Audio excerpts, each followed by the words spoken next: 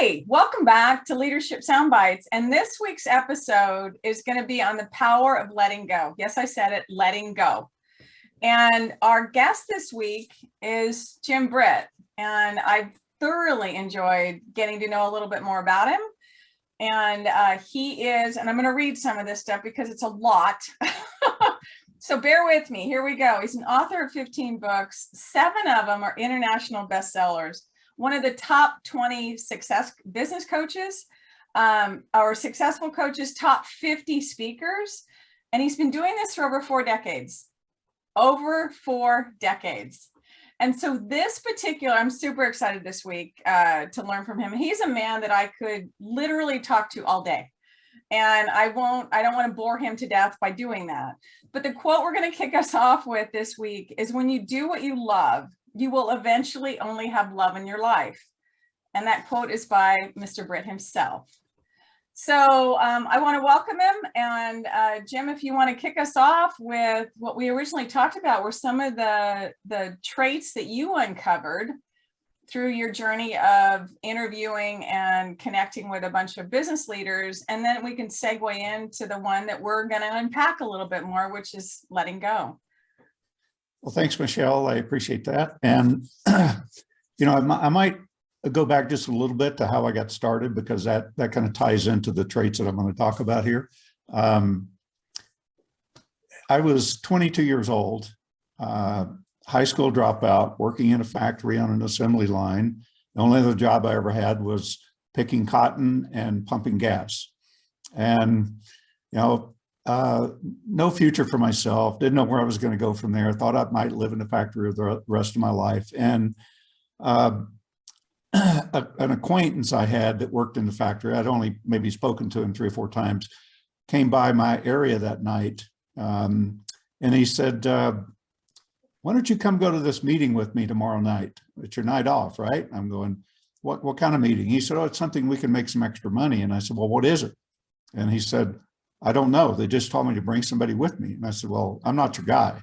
And he said, oh, come on. He begged me to go. I need somebody to go with me. And finally, he said, I tell you what I'll do. If you go to the meeting with me, so I'll buy the beer afterwards. And I said, well, what time is the meeting? So I went for the beer, not the meeting. Beer. But I saw an opportunity there that kind of lit me up. It was a direct sales company. And I kept telling myself all through that meeting, I can do this, I can do this. And then I was saying, am I going to do it? I'm going to get rich doing it.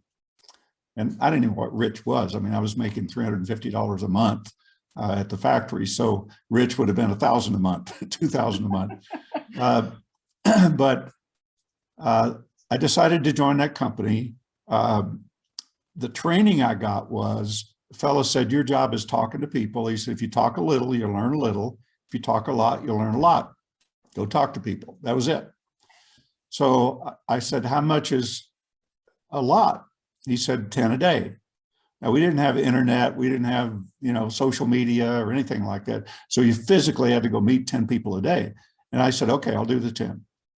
So I went out to talk to 10 people every day. Nobody told me what to say, what questions to ask, any of that kind of stuff. I went out 10 every single day for a year.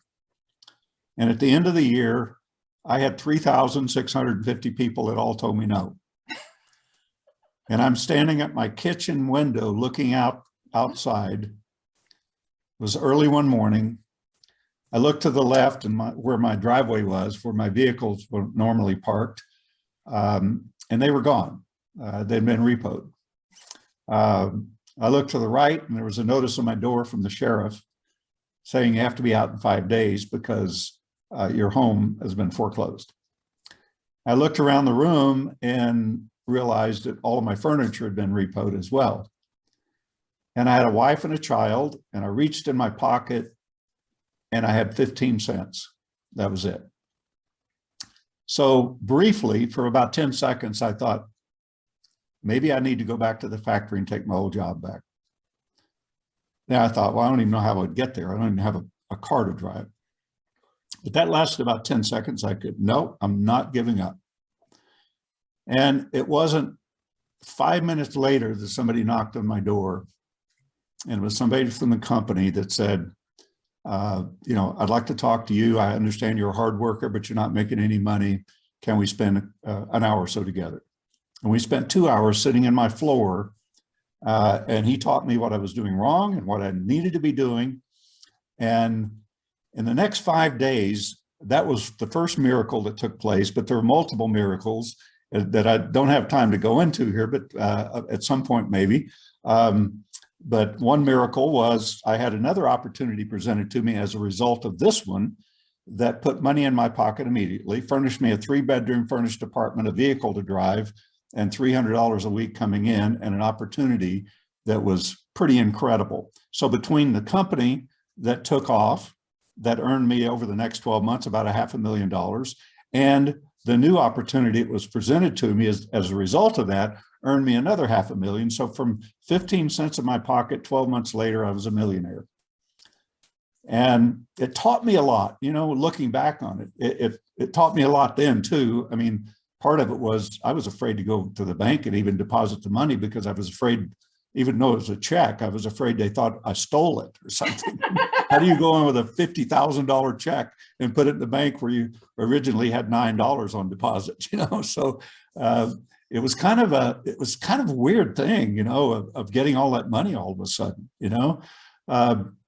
but it taught me a lot about tenacity and never giving up, and it taught me these 6 traits that I want to share. But I never really looked at those traits until I took a camera crew around the country and I interviewed 12 mega millionaires. They were all worth over 200 million each, and they had to have started with nothing.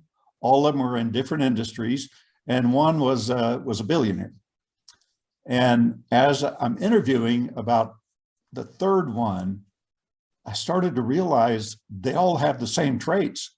They all have the same things that they do, but in different ways. But still, when you distill it down, it was the same traits. And so I looked at myself and I thought, yeah, I got those as well.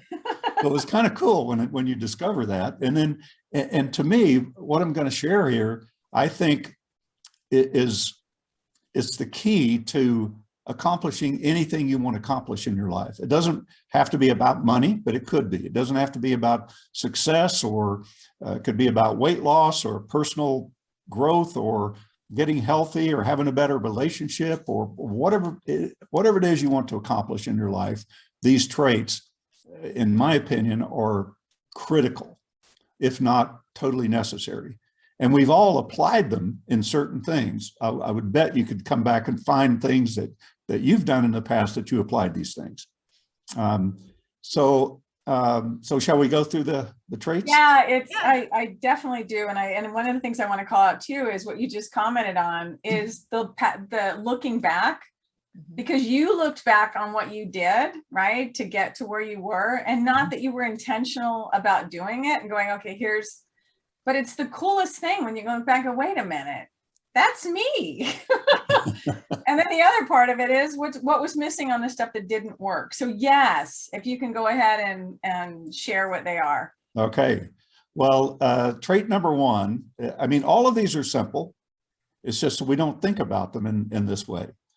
Trait number 1 is having a desire to change. Now, having a desire to have more in your life of something, or less of something, if that's the case.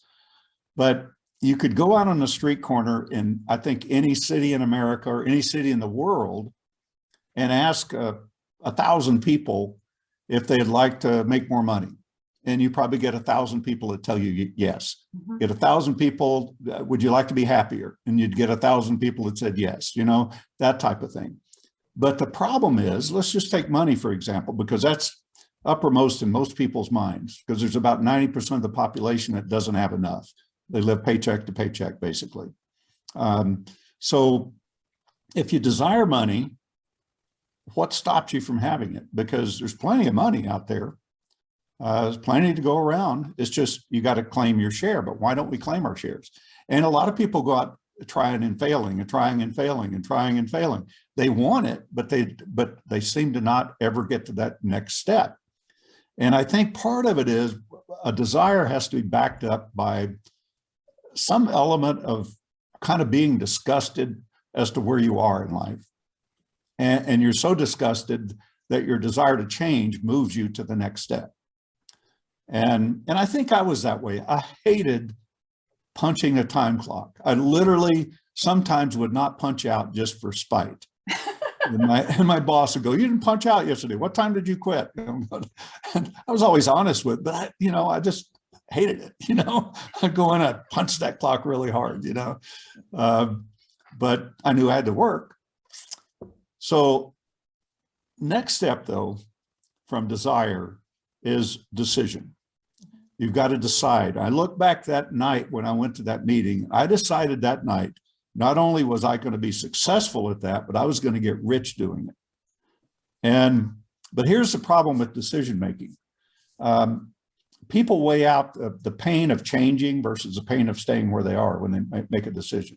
Mm-hmm. So they'll say they're making a decision. Let's say this circle is a full 100% decision, a commitment to do something. But most people leave a little gap at the top or someplace, and that's their escape route. Mm-hmm. That's their excuse as to why it didn't work. Mm-hmm. Well, you can't blame me for not making sales. It was raining all day, little escape route, but if a decision determines how you show up to the world, and it also determines how the world shows up to support you. A decision, you've heard a lot about mindset, but that's really what it is. When you make a firm decision that doesn't allow for anything else than that, that creates a mindset, and people feel you. People resonate with you. If you've got that little opening, you're going to get people that will resonate with you, but it'll also be people that will not do what you think they're going to do. Because you haven't fully committed. If you think about it, if you go out to, let's say you want to raise $1 million to start a company, and you've made that 90% decision, guess who they invest in? They don't invest in the company or the product or anything like that. They invest in you. Mm-hmm. And if they feel that you're not totally 100% committed and determined, they're not going to invest in you. Mm-hmm. So a decision is so critical because it determines how you show up to the world. Yeah. I mean, you met people like that. Yeah. You may not know that they've made a decision to do a certain thing, but you resonate with people. Yeah. And the ones that, are kind of half-hearted about what they're doing, or I'm going to give it a try, you don't resonate with them, so you want to get away from them. Yeah. See what I mean? Yeah, I heard it in your story when you were giving your background, and you said, I had 15 cents in my pocket, but I decided I'm not giving up. And then the door, the knock on the door comes with the opportunity. And because you had made that decision, yeah, you were open. And instead of something taking an hour, you spoke for 2 hours, so I heard it in your story. Well, yeah. And the other thing I'll say, right. You and I were talking at the beginning, Jim, is that decision thing and that to me is the difference. Decision has different meaning for different people. And to your point, I think a lot of people, the decision has the escape route. Yeah. I've made it, but I'm not. And the difference, I think, is decision of directionally correct versus I'm committed. Mm-hmm. Well, a decision really is a commitment. Yeah. It is a commitment. Yeah. If you hear somebody say, well, I'm 110% committed, they've got that opening in there. Because there is no 110%. There's only committed or not committed. It's binary. Yeah. Yes. Yes. There's no gray area. I hear that all the time. Huh? I'm with you. I'm 110%. No, you're not. I feel it. Yeah. So anyway, that's a critical one, because without that, you have no foundation to build upon. Mm-hmm. That's critical. Because until you've made the decision, you're not going to see the opportunities available to you to fulfill that decision. So decision comes first, then the answers. A lot of people look for answers first. They look for the opportunity first, and then they'll make a decision. No, make the decision, the opportunity will show up, because it's not in your viewpoint if you haven't made a decision to have it. So that's number two. Number three is you've got to take action.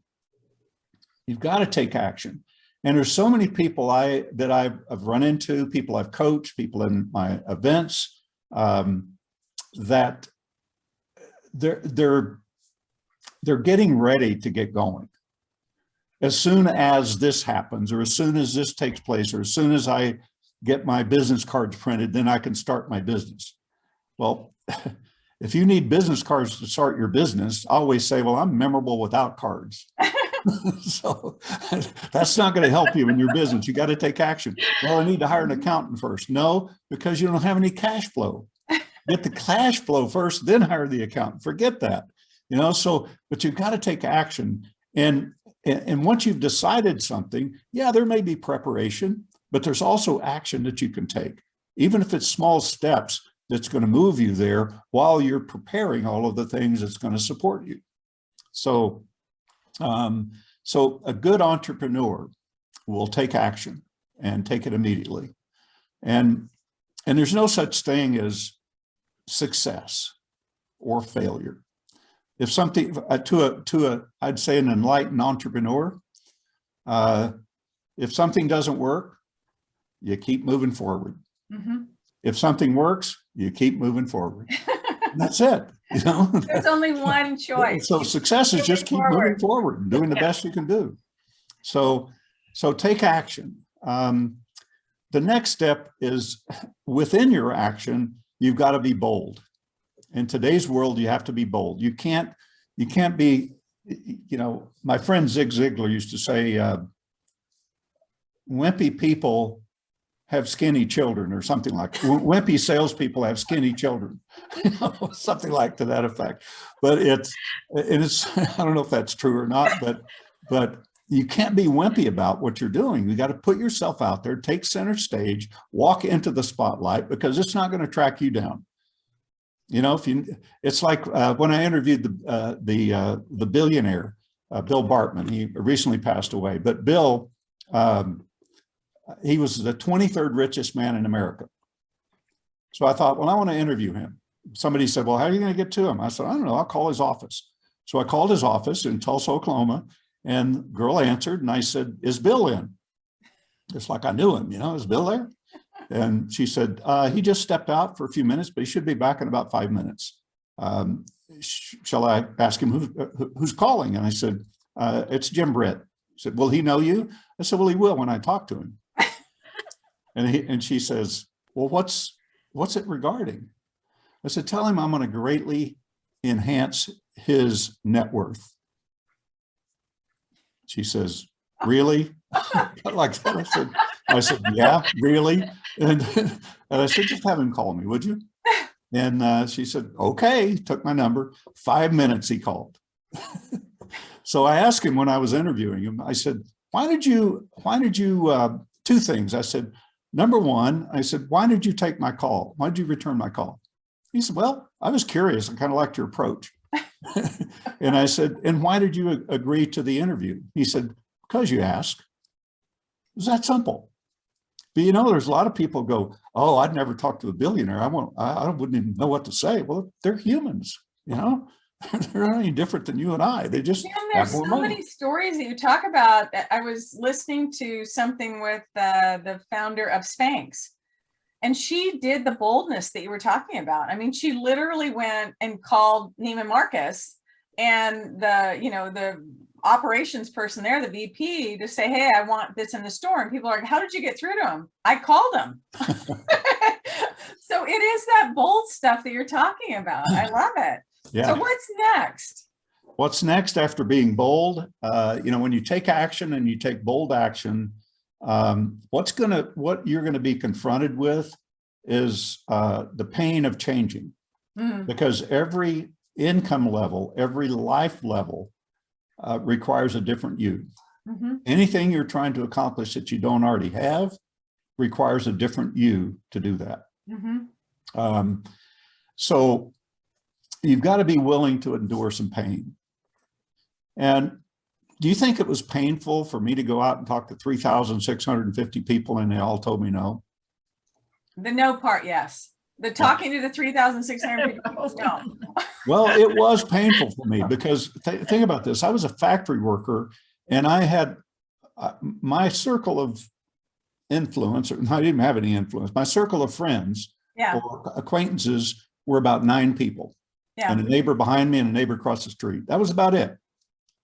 So to go talk to strangers that was the hardest thing that it's the second hardest thing I've ever done. That was one of the hardest things I've ever done.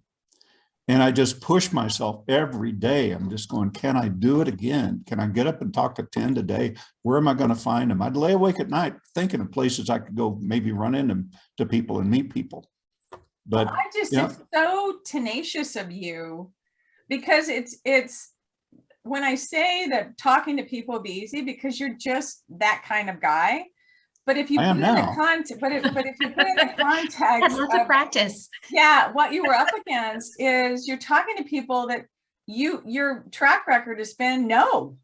Yeah. And so for me, the tenacity part is you're getting up the next day and doing the same thing with the same results. And you kept doing it. It's because that's impressive. I did what I was taught, and they just said, talk to people. If you talk a little, you learn a little. If you talk a lot, you learn a lot. So that was my lot. But today I look back on that and see the benefit of it. People ask me today, how do you handle rejection? I'm going, I did that already. I don't need to do that. I don't have rejection. People say, well, how do you? Just a couple of days ago, a guy goes, how do you keep inspired? How do you keep yourself up? And I said, well, I was down once and there's nothing there. So I don't get down. I just really don't get down. It's not in my nature. I mean, yeah, you may have a tragedy or something in your life that pulls you down a bit, but not your normal living life and the normal things you go through, rejection or whatever, failures in business and things like that.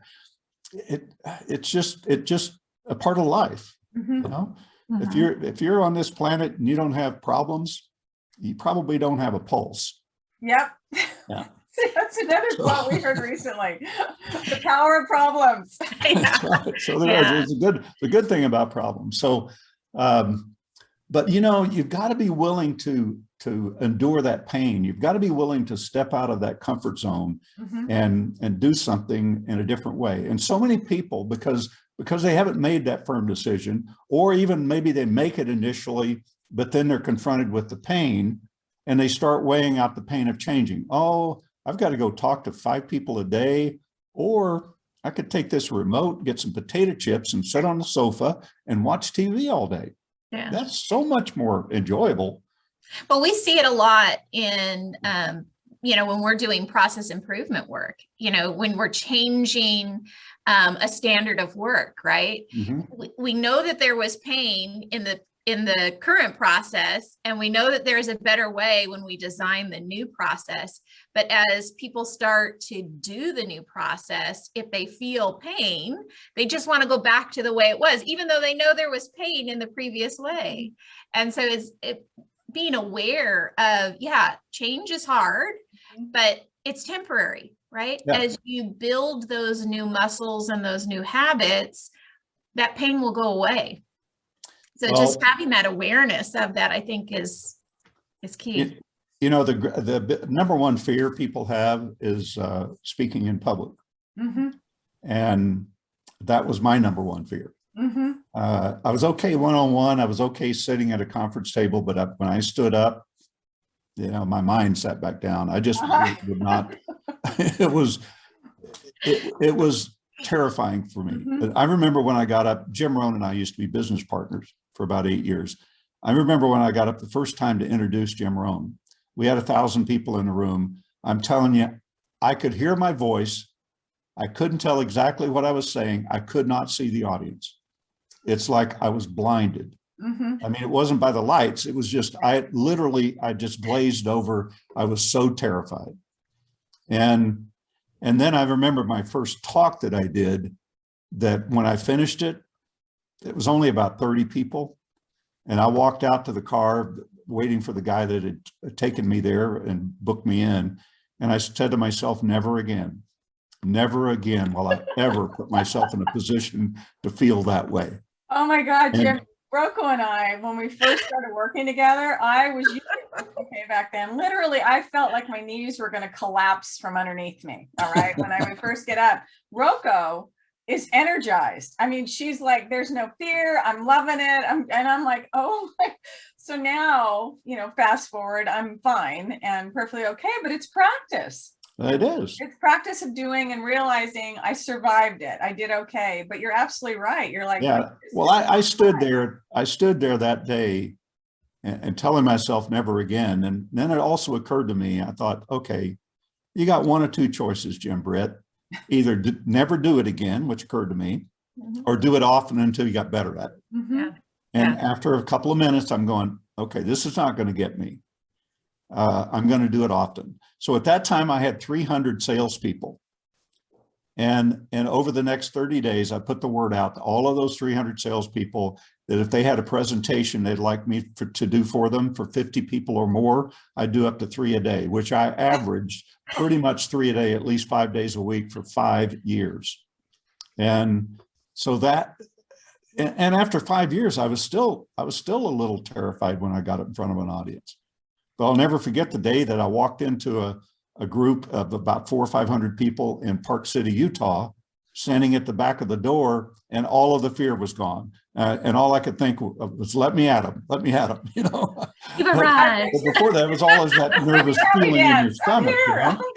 Yeah. So anyway, that's so important to step out of your comfort zone and do things that are a little uncomfortable to get you where you want to go. Yeah. It's just, it's just the way life is. And then the last thing, actually the last thing, and then I want to kind of finalize something here that wraps it all together. But the last thing, I call it the power of letting go. Mm-hmm.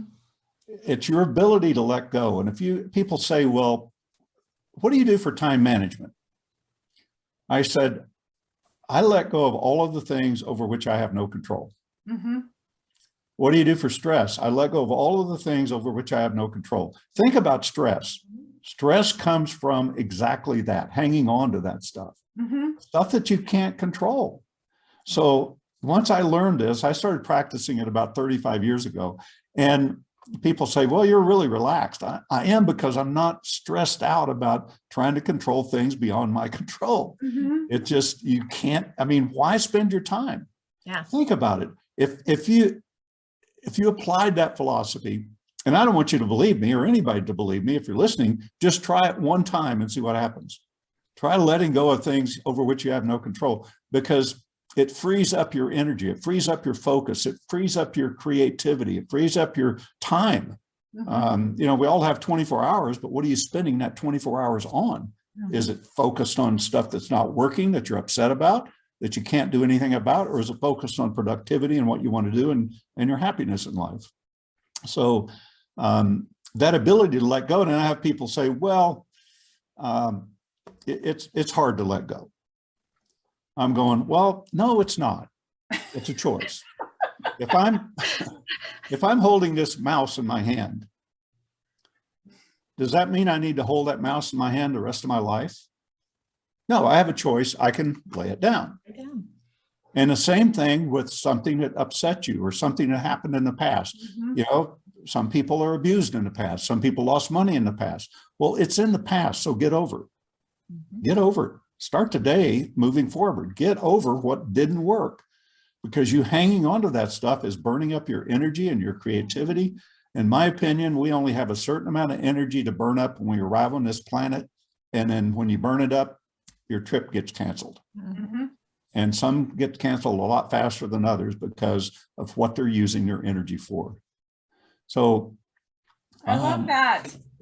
And it's a great circle back to the quote that we started with, right? Around do the things that you love, because if you're letting go of those things that are draining your energy, that you don't have control over, you're not spending the time on the things that you really love. Well, here's that quote. The quote basically is, when you do what you do with love, you'll have only what you love in your life.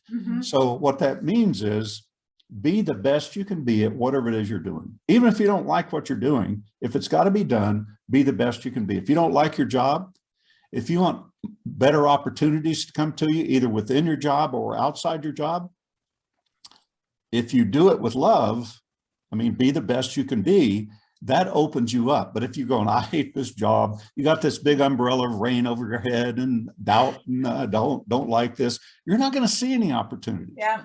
Nobody's going to see you. Right. Well, and you're going to have those engagements, those touch points with people that are going to be from that negative, miserable filter, right? Yeah. And that's what you're projecting out in the world. And they're going to go, okay, I'm going to steer away from him because he's like Exactly. miserable. You won't see them, and they don't want to see you. Yeah. So to wrap this up, though, I want to kind of give you something that happened to me probably, I don't know, 30 some years ago. And I wrote a whole book about it, actually, 367 pages about one word. And that's the book that will be the best book you'll ever read. You'll never have to read another self-help book. So what is the best book? Tell everybody what the best book is that they'll ever read. It's called Rings of Truth. Rings of Truth. Yeah. So somewhere around 30 or so years ago, a friend of mine and I, we used to buy the same books, kind of really deep thinking books, some spiritual things and other things. And then we would discuss, we would call each other up and say, you know, what do you think about this on page 88? You know, read it and let's talk. And so we'd go back and forth. And so we were on a call one day, and he, at the end of the call, he said, Jim, what do you think the word resourceful means? I said, man, I don't know. Never thought about it. I said, I guess it using your imagination, being more productive. I said, I don't know. He said, it's just an interesting word.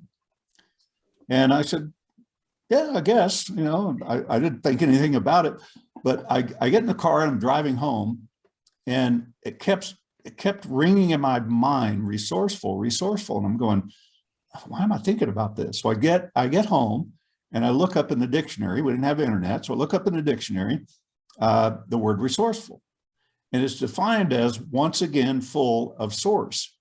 And I thought, it's an interesting word, depending on what you think source is. And so I looked up the word source, which is the key word, and it says where all things originate, not some things, but all things. And I thought, wow, that's powerful. Mm-hmm. And again, depending on what you think source is, could be God, the universe, whatever you think it is, but it's still powerful, where all things originate. And so I kept looking for another definition. I'd go into bookstores and ask them if they got a book on the origin of words and things like that. I looked for like a year and a half, something like that. And I was in England, in a small town, Chester, England. And I was walking down the street, and I see kind of down this little alleyway, a sign that said antique bookstore. I thought, oh, I love old books. You know, a lot of old stuff over there, more so than here. So I wandered into the back door, and the first book I see was a dictionary about this thick. Oh, geez. And it was all tattered and torn, and it had a sign that said, do not open, do not touch. And I thought that was probably for the people in the UK, so it didn't apply to me. But I was prepared to buy the book if I had to. So I carefully opened it to the S's and looked up the word source. And as I went through, I saw some of the same things I'd seen before, but one definition popped out at me: source, love. I went, wow, once again, full of love. I thought, that is powerful. Then the more I thought about it, I thought, well, wait a minute. If all things originate in love, where does fear come from? I thought, that's a flaw. That can't be right. I thought about it for a moment. I go, no, wait a minute. Fear is proof that a human being can create, because we create those. No fears are real. Yeah. Somebody challenged me the other day at an event, and he said, how about if a bear is chasing you through the woods? I said, still made up. No, the bear's chasing you. I know, but you're making up in your mind what's going to happen if it catches you. I said, now I might run faster too, but still we're making it up in our mind, you know. The stories that we tell heights. ourselves. Yeah, we're not fear of heights, we're fear of falling, you know. So fear is a made up story, but it's also created in love.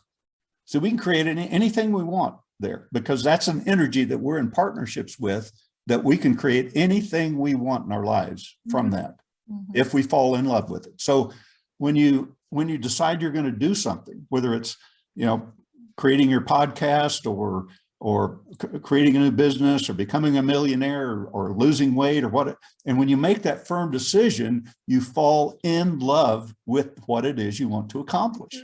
Does that make sense? There's passion. In love with it. Yeah. And that's where all things originate. And when you have that little opening in your decision, you're not in love with it. You're not in love. God, Jim, we could literally talk all day or listen to you all day, right? Because we don't really need to do much talking. It's like, just go, Jim, talk. But I want to be really respectful of your time. This has been awesome. And while we labeled it the power of letting go, I think a lot of it is letting go of preconceived notions that we may have had about what success looks like and what it takes. Because in all honesty, everything that you just laid out is doable.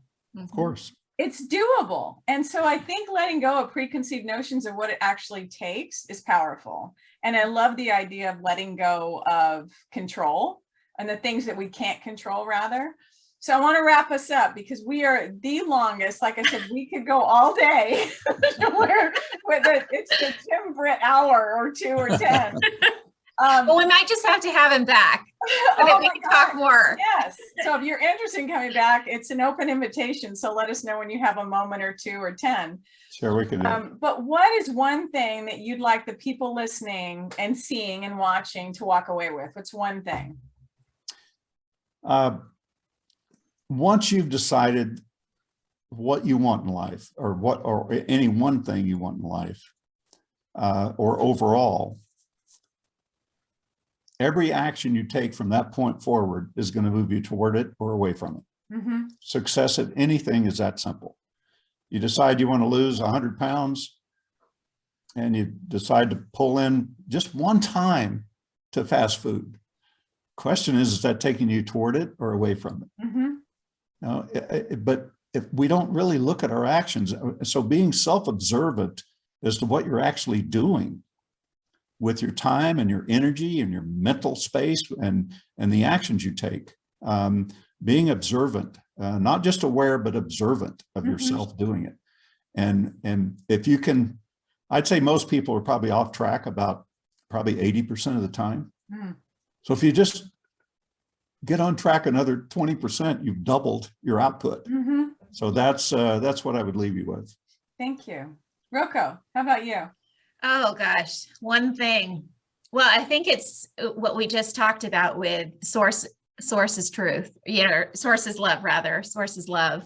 It really resonated with me, and it on so many levels, right? Things that we love and create, we reinforce them because they've created an experience that we want to do over and over again. And sometimes those are things that are negative, sometimes they're positive, but it's an experience that we just keep holding on to and letting it drive our actions. And so if we want something different, we have to let those things go and create a new experience. So thank you for that. Very enlightening today. I loved it. Yeah, I had a blast. I think the one thing is open yourself up to possibilities.